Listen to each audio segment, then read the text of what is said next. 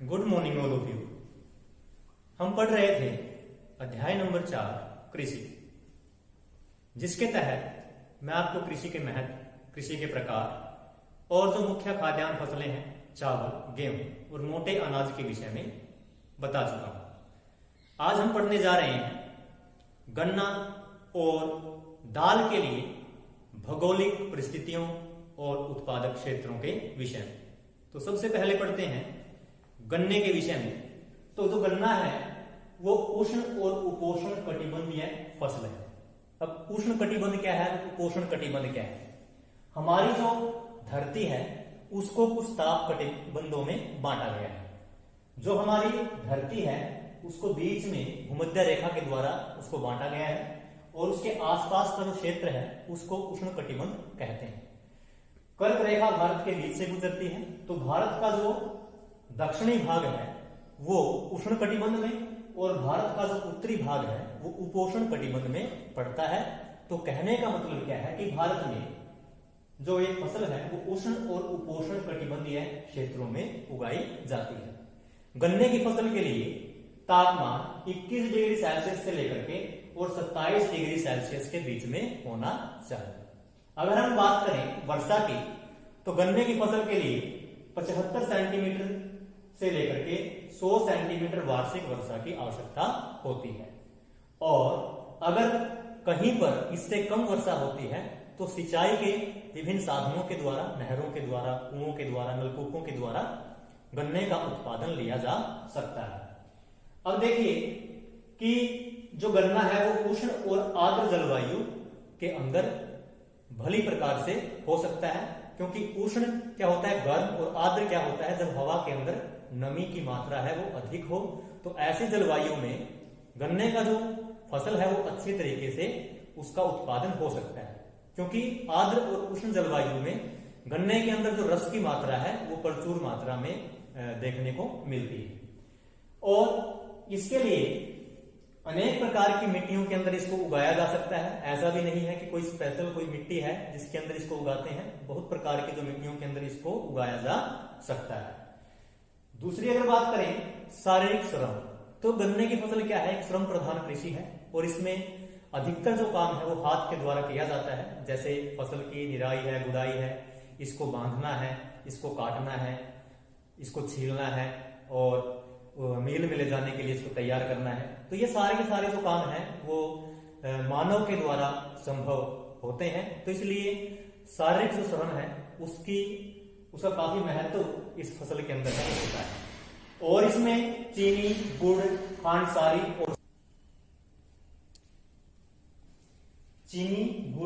खांडसारी और सीरा ये गन्ने के द्वारा बनाए गए कुछ उत्पाद हैं जो गन्ने की फसल से तैयार होते हैं। अगर हम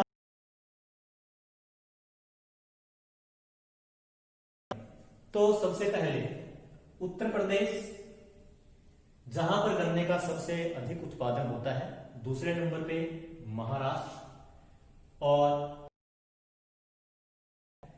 हमारा हरियाणा, पंजाब, ये कर्नाटक, तमिलनाडु, आंध्र प्रदेश, तेलंगाना, बिहार, ये कुछ ऐसे राज्य हैं भारत के अंदर जहां पर गन्ने का उत्पादन लिया जाता है। अब बात करते हैं कि जो गन्ने का उत्पादन है वो धीरे धीरे उसका जो विस्तार है वो महाराष्ट्र की तरफ हो रहा है। यानी गन्ने की जो फसल है वो धीरे धीरे स्थानांतरित हो रही है महाराष्ट्र की तरफ। तो इसके पीछे कारण क्या है? कारण यह है कि हमारे यहाँ पे जो जलवायु है वो विषम है, मतलब गर्मियों में गर्मी और सर्दियों में सर्दी होती है। और गर्मियों में जो गर्मी होने के कारण क्या होता है कि गन्ने के अंदर से जो रस की मात्रा है वो काफी मात्रा में, जो पानी उसके अंदर से उड़ जाता है तो रस की मात्रा कम रह जाती है। लेकिन यहाँ पे क्या है, समुद्री जलवायु है, यहाँ पर ना गर्मी में गर्मी है ना सर्दी में सर्दी है, जिसकी वजह से यहाँ पर जो गन्ने के अंदर जो रस की मात्रा है वो अत्यधिक मात्रा में पाया जाता है। और यहाँ पर जो गन्ने के अंदर जो शुगर की मात्रा है, मिठास की मात्रा है, वो भी अधिक होती है। तो इसलिए जो गन्ने की फसल का जो स्थानांतरण है वो धीरे धीरे महाराष्ट्र की तरफ हो रहा है। उसके बाद आगे बढ़ते हैं दाल। दाल भी भारत की प्रमुख खाद्यान्न फसल है और भारत विश्व में सबसे बड़ा उत्पादक देश है दालों की अगर बात करें, और सबसे बड़ा उपभोक्ता देश है। जितना उत्पादन करता है उतना वो यूज भी करता है। और हम जानते हैं कि जो दाल है वो प्रोटीन का मुख्य स्रोत है।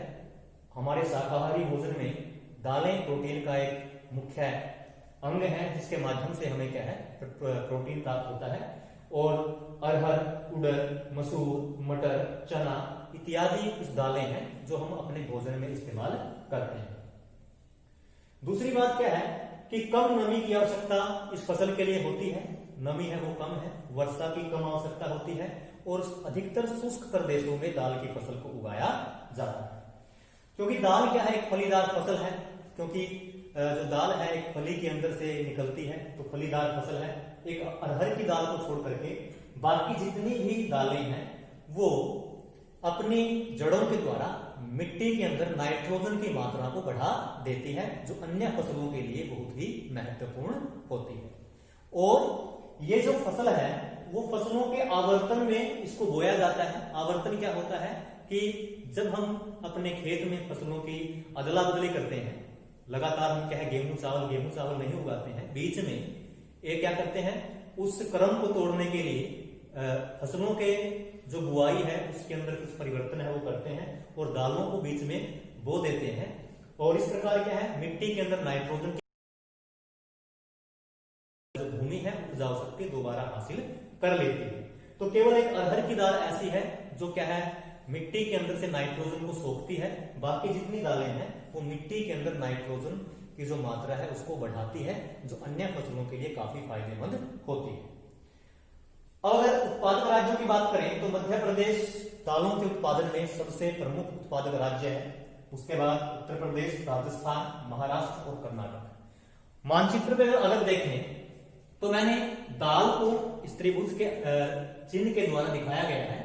तो सबसे जो प्रमुख राज्य है वो आपका मध्य प्रदेश है, उसके बाद आपका महाराष्ट्र है, राजस्थान है, ये उत्तर प्रदेश है और ये कर्नाटक है। तो ये कुछ ऐसे राज्य हैं जहां पर प्रचुर मात्रा में दाल का उत्पादन है वो लिया जाता है। अगली वीडियो में हम अन्य